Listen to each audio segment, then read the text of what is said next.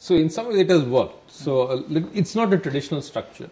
And so many people had skepticism, and you are asking it very politely, but we've been asked ruder ways the same question.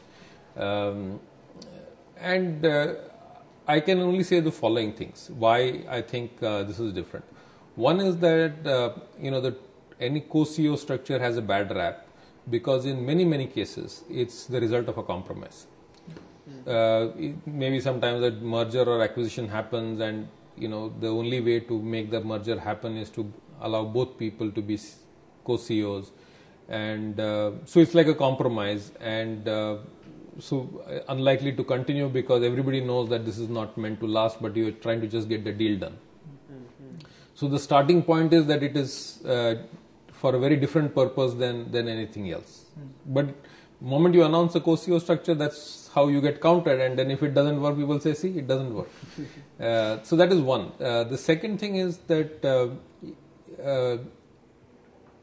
we did some amount of background work and research before we jumped into it. So we didn't go in cold one day announcing co-CEO. At least I did a lot of reading and thinking of it on my own. And we looked at examples of what has worked, what has not worked. There's some academic research also on the co-CEO model. So we looked at what are the lessons from that. So what are the do's and don'ts, what should be done, etc., etc. And we kind of implemented that. So not only we learned, but actually we made it a rule saying this is the only way we'll do things. And once we made it work for 6 months, 9 months, people got used to it, saying that this is how things will work.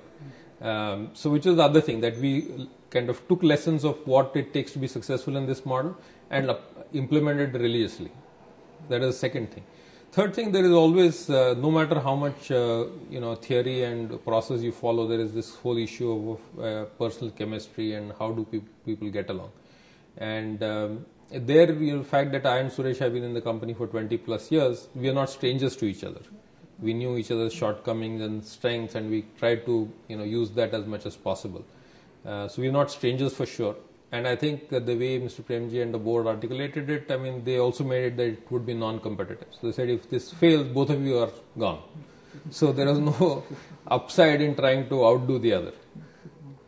So having clear-cut rules, I think also helped.